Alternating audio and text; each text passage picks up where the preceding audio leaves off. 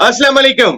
Cricket हंगामा में Naseem Rajput BTV के तमाम नाजरीन से मुखातिब है। Chief selector Pakistan cricket board Mohammad Wasim का एक और U turn. Middle order batting में जो नाकाम तजुर्बात पहले वो करते आए थे, एक मरतबा फिर उन्हें दोहराने का फैसला किया है और न्यूजीलैंड के खिलाफ 3 एक रोजा मैचों पर मुश्तमिल सीरीज के लिए 2 ऐसे बैट्समैनों को शामिल किया है कि जिन्हें पहले भी आजमाया जा चुका है, जिनमें इफ्तिखार अहमद, जिनके बारे में कहा जाता है कि मिसबाह उल हक जो इस वक्त तक वेस्ट इंडीज में मौजूद है कोविड-19 पॉजिटिव आने की वजह से, उनके पसंदीदा है और वो टीम में दोबारा आ गए। उनके साथ साथ खुशदिल शाह, जिन्हें पहले भी चेक किया जा चुका है, उनकी भी वापसी हुई है। दूसरी जानब सरफराज अहमद पाकिस्तान के फॉर्मर कैप्टन है, जो काफी अरसे से टीम का हिस्सा थे, वो अब टीम का हिस्सा नहीं रहे, उन्हें ड्रॉप कर दिया गया है। शुएब मकसूद को ड्रॉप कर दिया गया है। सलमान अली आगा बगैर खेले बाहर हो गए। दूसरी जानब अब्दुल्ला शफीक को बगैर खेले टीम में बरकरार रखा गया है। यंग विकेट कीपर का इंतखाब किया गया, मोहम्मद हारिस 20 साल विकेट कीपर बैट्समैन को टीम का हिस्सा बनाया गया ताकि उन्हें अब ड्रेसिंग रूम की आदत दिलाई जा सके। मोहम्मद वसीम का कहना यही है कि मुतवाज़िन स्क्वाड से बेहतर कारकर्दगी की वो उम्मीदें कर रहे हैं और मुख्तलिफ प्लेयर्स को आजमाने के बाद दोबारा इफ्तिखार और खुशदिल शाह का इंतखाब किया है उन्होंने। ये वसीम यहाँ जवाब देते हुए दिखाई दे रहे हैं, लेकिन कई सारे ऐसे भी प्लेयर्स हैं कि जिनकी कारकर्दगी बेहतर थी और जिन्हें की ओडीआई फॉर्मेट के लिए ज्यादा मौजू प्लेयर करार दिया जा रहा था, उनका इंतखाब नहीं हो सका। दूसरी जानिब नए हमारे क्रिकेट बोर्ड के चेयरमैन जो 13 सितंबर को चार्ज संभालेंगे, तवक्कुआत के मुताबिक उन्होंने संभालने से कबल ही अपने होमवर्क का आगाज कर दिया है। चीफ सिलेक्टर और दीगर ओहदेदारों से मुलाकातों में अपने विजन से उन्होंने आगाह किया। इसके साथ साथ वर्ल्ड कप समेत मुमकिन स्पॉट पर तबादला ख्याल भी किया गया और कप्तान बाबर आजम से भी मुलाकात की है रमीज राजा ने। तो रमीज राजा ने चेयरमैनशिप संभालने से पहले आगाज कर दिया। दूसरी जानिब अगर हम देखते हैं लॉर्ड्स के ओवल के मकाम पर, जहां इंडिया और इंग्लैंड के दरमियान आज चौथा टेस्ट मैच शुरू हुआ है, टॉस जीतने के बाद पहले फील्डिंग का फैसला किया था इंग्लैंड ने, जो अब तक खासा बेहतर साबित हुआ है और 120 रन पर 6 विकेटें हासिल कर ली है इंग्लैंड ने। इंडिया की अभी अभी रहाणे भी आउट हो गए। आज विराट कोहली ने 50 रन स्कोर किए, दीगर कोई बैट्समैन भी कामयाब नहीं हो सका। बात करेंगे इन तमाम इश्यूज पर। हमारे साथ गुफ्तगू के लिए मौजूद है पाकिस्तान के फॉर्मर टेस्ट क्रिकेटर, अपने वक्त के जबरदस्त middle order batsman, great fielder, cricket board के लिए कई सारी जिम्मेदारियां अंजाम दी, क्रिकेट टीम के कई सारी जिम्मेदारियां अंजाम दी, chief selector, chairman, chief selector है, कोच, मैनेजर, बहुत सारी जिम्मेदारियां अंजाम दी, cricket analyst, commentator Haroon Rashid साहब। अस्सलाम वालेकुम हारून भाई। जी वालेकुम अस्सलाम, कैसे हैं नसीम, ठीक हैं? हारून भाई मैं बिल्कुल ठीक हूँ। हारून भाई, यू टर्न का सिलसिला थमने का नाम नहीं ले रहा है। इफ्तिखार अहमद और खुशदिल शाह की वापसी हो गई, सरफराज बाहर हो गए अगेंस्ट न्यूजीलैंड ओडीआई सीरीज, जिसका आगाज 17 सितंबर से हो रहा है। हाँ, इसमें नसीम काफ़ी चीज़ें जो हैं वो मुबहम नज़र आ रही हैं। सबसे पहली बात तो ये है कि अगर ये यार्ड स्टिक है कि अगर आपने डोमेस्टिक की परफॉर्मेंस के ऊपर या केपीएल की परफॉर्मेंस के ऊपर लड़कों को सेलेक्ट करना था, तो और भी बहुत सारे ऐसे प्लेयर्स हैं जिन्होंने टीम से निकलने के बाद दोबारा फॉर्म में वो आए हैं, उन्होंने रन्स किए हैं, जिसमें बहुत सारे प्लेयर्स हैं। मिडिल ऑर्डर बैटिंग में भी आप देखते हैं कि शुएब मकसूद को आपने पहले रख के और फिर उसको बाहर निकाल दिया। दूसरी चीज ये है कि आपने अब्दुल्ला शफीक को टीम में रखा हुआ है, जो कि एक मैच भी अभी तक नहीं खेले। फिर एज जो लोग डोमेस्टिक क्रिकेट में रन्स कर रहे हैं, चाहे वो शान मसूद हो, दूसरा सरफराज अहमद को टीम से निकाल दिया गया बगैर खिलाए हुए। सो ये बहुत सारे सवालात जो हैं वो जन्म लिए हैं इस सिलेक्शन के बाद। इसका मतलब ये है कि आपके पास जो पूल ऑफ प्लेयर्स हैं उसमें लगभग यही वो प्लेयर्स हैं जो आते रहेंगे और जाते रहेंगे। जैसे कि हमने कितनी बार देखा कि इफ्तिखार बहुत मरतबा सिलेक्ट हुए, फिर वो सिलेक्टर्स की नजरों से गिर गए। इसी तरीके से खुशदिल शाह बहुत दफा सिलेक्ट हुए और फिर सिलेक्टर्स की नजरों से गिर गए। तो आके दोबारा वो डोमेस्टिक क्रिकेट अगर पैमाना है तो फिर ये दूसरे प्लेयर्स के ऊपर भी लागू होना चाहिए जो डोमेस्टिक क्रिकेट में परफॉर्मेंस कर रहे हैं, और उनका भी हक बनता था कि उनको भी मौके दिए जाते। बिल्कुल हारून भाई, कहने का मकसद ये है कि आज ही के अखबार में मैंने ये खबर देखी, हमारे भी जराए बता रहे हैं कि चीफ सिलेक्टर की मुलाकात हुई है रमीज राजा साहब से, जिन्होंने मुमकिन तौर पे 13 सितंबर को चार्ज संभालना है पाकिस्तान क्रिकेट बोर्ड के चेयरमैन का। आपके ख्याल में जो मौजूदा टीम मुंतखब हुई है उसमें रमीज राजा साहब का इनपुट होगा? देखिए, इसमें 1-2 चीज़ें अब ज़हन में रखने वाली बात है कि रमीज़ राजा जो हैं वो चेयरमैन पीसीबी आ रहे हैं और चेयरमैन पीसी अपनी गाइडलाइन सिर्फ देते हैं, अपनी पॉलिसीज जो भी उन्होंने बनानी होंगी, क्योंकि सिलेक्शन आई थिंक ये एक इंडिपेंडेंट शोबा है। रमीज अपनी राय का इजहार जरूर कर सकते हैं, लेकिन अभी तक तो रमीज ने चेयरमैन बनने का चार्ज संभाला नहीं। तो अगर देखा जाए तो 13 सितंबर से पहले अगर वो जो भी मीटिंग्स कर रहे हैं तो कस्टमरी मीटिंग्स हैं कि वो लोगों से मिलना चाह रहे हैं, वो देखना चाह रहे हैं कि कौन क्या कर रहा है, क्या नहीं कर रहा। लेकिन एक्चुअल जब तक वो इलेक्ट नहीं हो जाते, जब तक के बोर्ड ऑफ गवर्नर्स उनको इलेक्ट नहीं करते एज चेयरमैन, तो वो अपनी बहुत सारी पावर्स का इस्तेमाल अभी वो नहीं कर सकते। ठीक है, अभी उन्होंने, और अगर वो आ भी गए चेयरमैन तो सिलेक्शन कमेटी हमेशा आजाद होती है अपनी सिलेक्शन कमेटी सिलेक्शन के लिए, और वो कैप्टन से राय लेती है सिलेक्शन कमेटी या कोच से राय लेती है। चेयरमैन के पास सिर्फ अप्रूवल के लिए चीजें जाती हैं। जब चेयरमैन के पास वो चीजें जाती हैं तो एक दो सवालात जरूर करते हैं कि जी ये क्यों सिलेक्ट हुआ, ये क्यों सिलेक्ट नहीं हुआ, क्योंकि उनके पास भी, अब क्योंकि रमीज खुद क्रिकेटर हैं और उन्होंने इतना अरसा कमेंट्री करने के बाद हर प्लेयर के ऊपर उन्होंने बड़ी गहरी नजर रखी हुई है, तो ये जरूर सवाल कर सकते हैं और उनसे पूछ सकते हैं। लेकिन वो ये नहीं कर सकते कि वो सिलेक्शन कमेटी को ये कही कि जो टीम मैं कह रहा हूं या जो लड़के मैं कह रहा हूं आप उन्हीं को रखें। ये जो फैसला होगा ये वो जो टीम मैनेजमेंट है और जो कैप्टन है और जो सिलेक्शन कमेटी है, वो जब अपनी टीम बनाकर भेजती है तो by and large chairman selection committee उसको, चेयरमैन जो पीसीबी हैं वो उसको अप्रूव कर देते हैं। और वैसे में भी तो क्योंकि सारा काम जो है वो चीफ एग्जीक्यूटिव कर रहे हैं, तो वसीम खान ही इसको अप्रूव कर रहे होंगे अभी तक जो भी सिलसिले चल रहे हैं। वसीम खान इम्प्रूव कर रहे होंगे, अप्रूव कर रहे होंगे, इसमें कोई शुबा नहीं है। हारून भाई, आपने जैसे अभी खुद बात कही कि रमीज राजा खुद क्रिकेटर हैं, Ramiz Raja at the same time commentator होने की वजह से तमाम खिलाड़ियों को खुद देखते रहे, खुद मॉनिटर करते रहे। फिर रमीज राजा के तमाम सेट बन चुका है कि वो अब चेयरमैन पाकिस्तान क्रिकेट बोर्ड की जिम्मेदारियां संभालेंगे। 13 तारीख को जो है वो इजलास भी तलब कर लिया गया है बोर्ड ऑफ गवर्नर्स का, कि जहां पर इस चीज की मंजूरी ली जाएगी। तो अब तो रमीज राजा, चाहे आज तारीख जो भी हो, लेकिन एंड ऑफ द डे 13 तारीख में ज्यादा टाइम नहीं है, 11 दिन ही रह गए। तो फिर 11 रुकनी टीम के ऊपर रमीज राजा की राय बहुत इंपॉर्टेंट होगी। और अब जाहिर है हम 2023 वर्ल्ड कप को भी सामने रखते हुए अपनी तैयारियां कर रहे हैं, क्योंकि एक एक मैच उसका क्वालिफाइंग राउंड है, देन वर्ल्ड T20 भी होना है। फिर मेरा सवाल ये है कि खुशदिल शाह और इफ्तिखार अहमद को ओडीआई फॉर्मेट में मुंतखब करना, इससे पहले उनके बारे में कहा जाता था कि ये T20 फॉर्मेट के स्पेशलिस्ट प्लेयर्स हैं। जरा इस पे भी तो राय डाले ना। सलमान अली आगा थोड़ा सा फंस के खेलते हैं, रुक के खेलते हैं, वो पहले T20 क्रिकेट में घूमते फिरते हुए आ रहे, और जहां उनका फॉर्मेट था वहां उभार हो गई।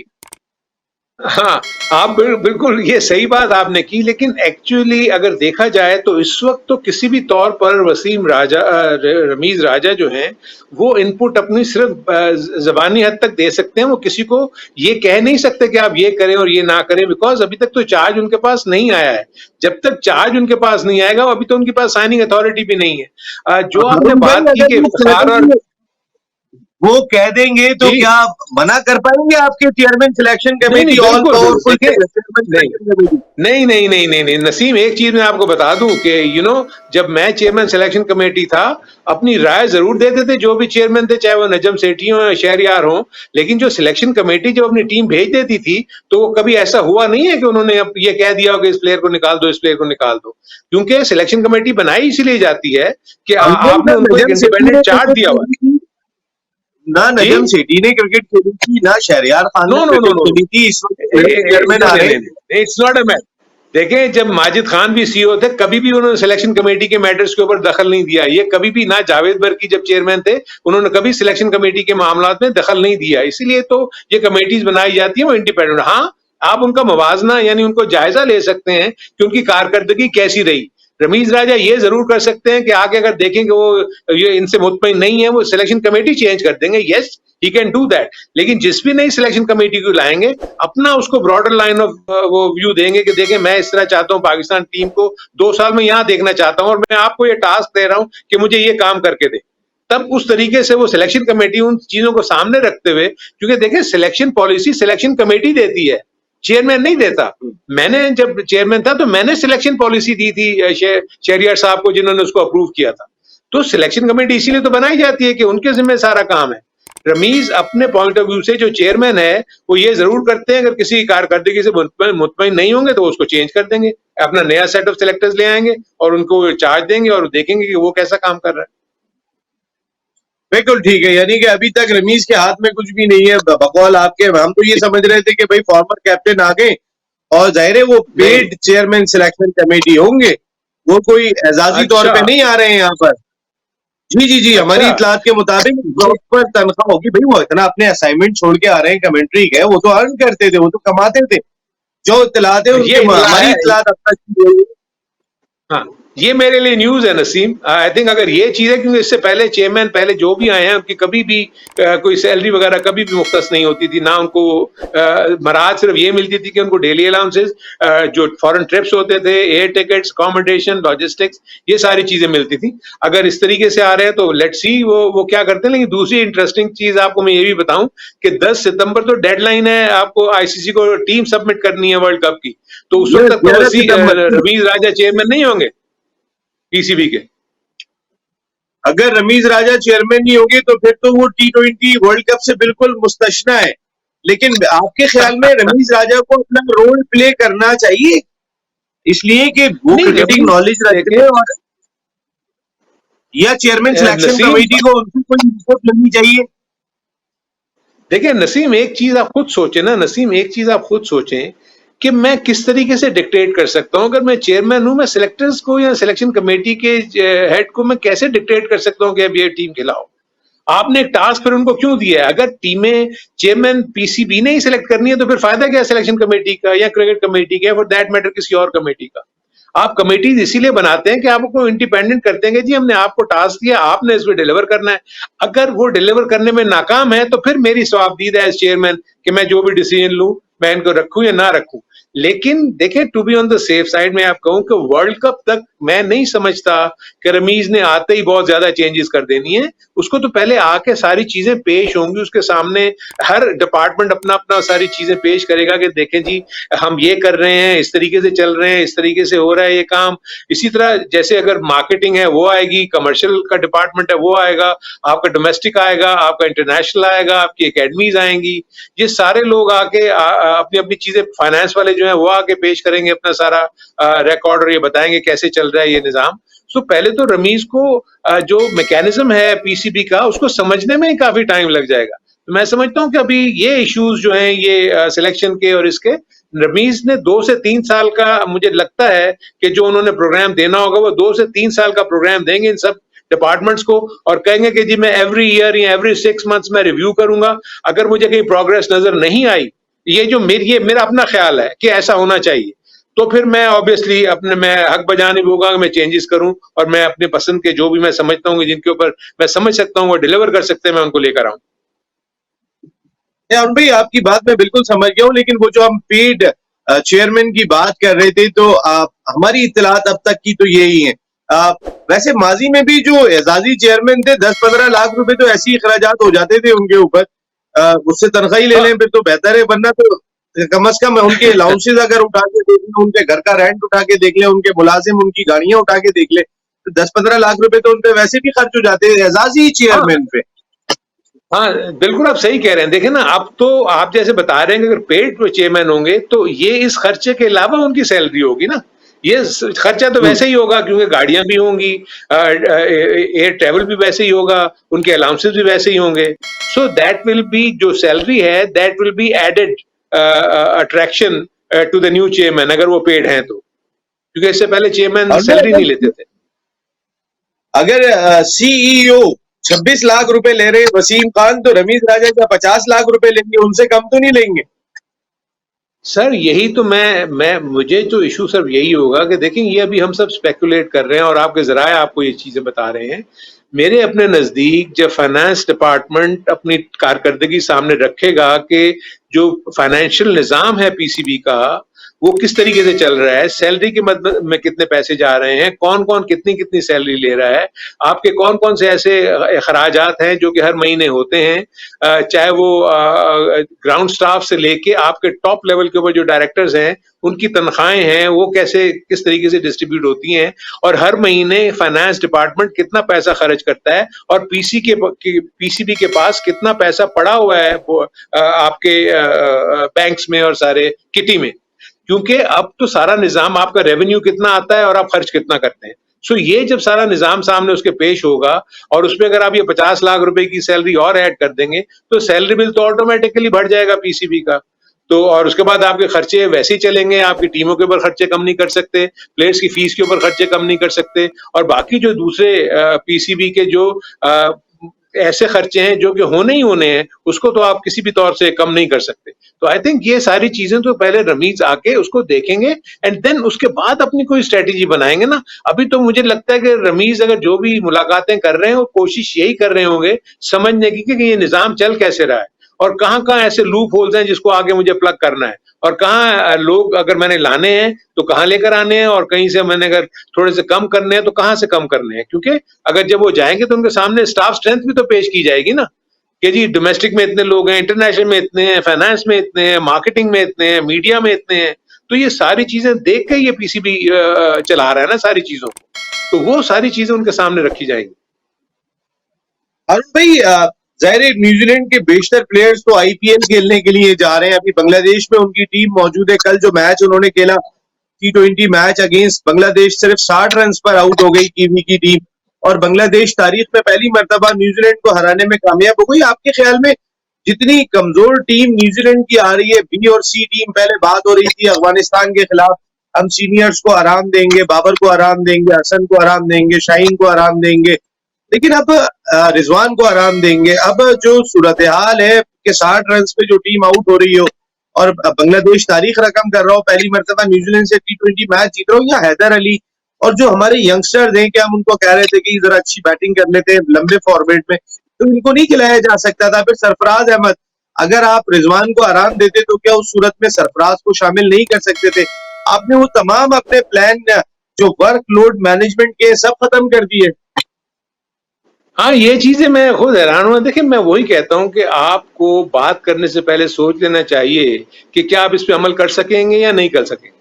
देखिए, रिजवान की तरफ से और ये प्लेयर्स की तरफ से ये आ रहा था ना कि हम क्वारंटीन के पॉइंट ऑफ व्यू से इतने अरसा हम बाहर रहे हैं तो हम रेस्ट करना चाहते हैं, बट जब टीम अनाउंस हुई तो आप देखें सारे नाम वहां पर मौजूद हैं, तो ऐसा तो मुझे कोई वो नजर नहीं आ रहा। दूसरी जो आपने बात की बांग्लादेश की, तो आई एम सॉरी टू से मैं किसी भी तौर पे बांग्लादेश की जो पिचेस बन रही हैं T20 के पॉइंट ऑफ व्यू से, उससे मैं किसी भी तौर से जो है मुतमईन नहीं हूँ। आई डोंट थिंक सो कि T20 क्रिकेट ऐसी पिचेस पे होनी चाहिए जहाँ सारे के सारे स्पिनर्स पहले ओवर से ही आ जाते हैं, गेंद जो है बल्ले पे नहीं आ रही, आपकी बॉल जो है वो टखनों पे आके आपके लग रही है। सो ये तो T20 क्रिकेट नहीं होती। क्या आप समझते हैं कि अबू धाबी में या यूएई में इस किस्म की पिचेस होंगी?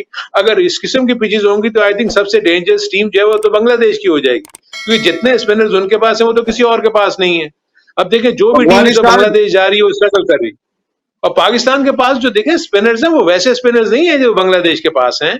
हमारे ऐसे स्पिनर्स नहीं है जो हाँ, अफगानिस्तान फंसा देगा स्पिन डिपार्टमेंट में, तो आपको अफगानिस्तान फंसा देगा। हाँ बिल्कुल, मैं वही आपको कह रहा हूँ जी, मैं इसीलिए तो कह रहा हूँ कि मुझे ऐसी पिचेस नहीं नजर आती। तो इसलिए अगर आप न्यूजीलैंड वहां परफॉर्म नहीं कर रही है तो हमें ये नहीं कहना चाहिए कि न्यूजीलैंड की टीम वीक है, ऐसा नहीं है। वो सरफेस ही इतनी अच्छी नहीं है। आप दूसरी तरफ भी तो देखें, 3-4 तो उनके खुद भी आउट हो गए ना। सो पिचेस हमारे पास दूसरा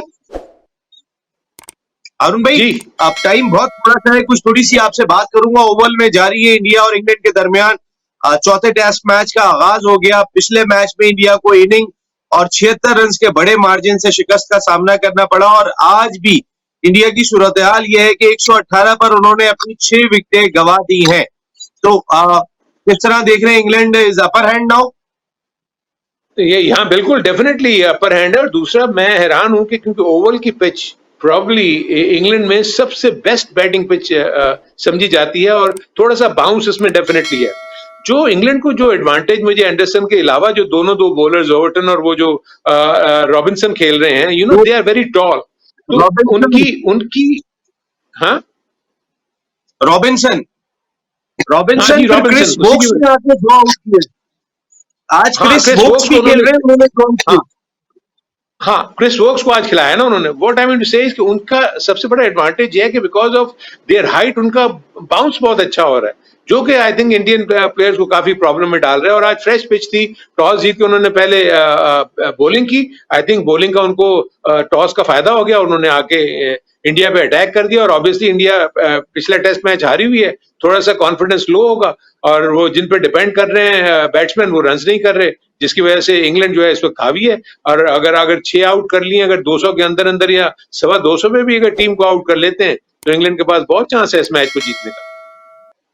विराट कोहली की कुछ फॉर्म वापस आ रही है, लेकिन अपनी इनिंग को बड़ी इनिंग में कन्वर्ट नहीं कर पा रहे हैं। आज उन्होंने 50 रन स्कोर किए ऐसे वक्त में जब टीम को बहुत जरूरत थी, और फिर वहां पे वो विकेट दे आए। हाँ, देखिए विराट कोहली के 50 रन तो मेरा ख्याल है कोई भी इंडिया का जो भी फैन होगा वो कभी भी उसको फेलियर कहेगा। वो फिर विराट कोहली से वो एक्सपेक्ट करते हैं कि वो लंबी इनिंग्स खेलें, 175 करें, 200 करें, क्योंकि वो तो समझते हैं कि ये इतना अच्छा बैट्समैन है जिसमें कोई शक नहीं है, बहुत अच्छा वो बैट्समैन है। लेकिन 50 रन के आउट होना, अपनी इनिंग को बड़ा ना करना, उसकी वजह से भी इंडिया को काफी नुकसान हो रहा है। प्लस उनके जो टॉप 3 और 4 बैट्समैन हैं, वो कोई भी ऐसी लंबी इनिंग नहीं खेल रहे जिसमें सेंचुरी स्कोर की जाए। आप देखें ना, जो रूट उनके मेन बैट्समैन है, 3 सेंचुरीज वो लगा चुके हैं अभी आगे। इस मैच में भी मुझे लगता है कि वो अच्छा परफॉर्म करेंगे। सो मुझे तो इंग्लैंड का पल्ला काफी भारी नजर आ रहा है इस मैच। अभी सेकंड टेस्ट जीतने के बाद कुछ इंडिया की टीम ओवर कॉन्फिडेंट तो नहीं हो गई है, जब उन्होंने इंग्लैंड को आउट कर लिया और जबरदस्त मैच जीता था। देन अगले ही मैच में वो 78 पे ऑल आउट हो गए, और उसके बाद इनिंग और 76 रन से टेस्ट मैच हार गए। तो वो कोई ओवर कॉन्फिडेंट हुए थे, वो सिलसिला थम नहीं रहा, वो ओवल में भी दिखाई दे रहा है। जी, मुझे देखें, एक फर्क, वाज़ेह फर्क ये मौजूद है कि जो मैंने दोनों का फर्क देखा, उसमें जो इंग्लैंड के बॉलर्स थे ना, उनका एवरेज जो बॉलिंग था ना, वो ऑफ स्टंप और थोड़ा सा ऑफ स्टंप के बाहर, ज्यादातर बॉलिंग उन्होंने उस चैनल पे की थी। वेयर एज जो मैंने इंडिया के बॉलर्स को देखा, उसमें वो पेनिट्रेशन नहीं थी, मुझे थके हुए लग रहे थे, ईशांत शर्मा का बॉल नहीं पहुंच रहा था, शामी जो है टू सम एक्सटेंट अच्छी बॉलिंग कर रहे थे, और बाकी जो दूसरे जितने भी उनके फास्ट बॉलर सपोर्टिंग, बुमराह हो गए या दूसरे प्लेयर हो गए, सिराज हो गए, वो एक लाइन लेंथ को मेंटेन नहीं कर सके, जिससे इंग्लैंड के बैट्समैन को बहुत मौके मिले कि वो रन्स बना सके विकेट के चारों तरफ। इंग्लैंड का प्लस पॉइंट ये है कि उनके बॉलर्स बहुत इमैक्युलेटली बड़ी अच्छी लाइन और लेंथ के ऊपर बॉलिंग कर रहे हैं, पिच को रीड कर लेते हैं और उसके बाद अपनी उस लाइन और लेंथ से हटते नहीं और मजबूर करते हैं कि ऑफ स्टंप थोड़ी सी बाहर जाती हुई बॉल को खेले। इसीलिए आप देखें कि यहाँ कॉर्ड बाउंड हो रहे हैं या स्लिप में कैच हो रहे हैं, क्योंकि वो मौका ही नहीं दे रहे कि उनको स्कोरिंग शॉट्स, यानी आराम से ऐसी बॉलिंग देंगे जिसपे वो स्कोर आराम से बना सके। हारून भाई, आज का टाइम हुआ खत्म। जरा ओवल टेस्ट पे हमारी डिस्कशन जारी रहेगी, या नसीम राजपूत अपनी पूरी प्रोडक्शन टीम के साथ चाहता है इजाजत। जल्द मुलाकात करें, टिल देन अल्लाह ने के बाद।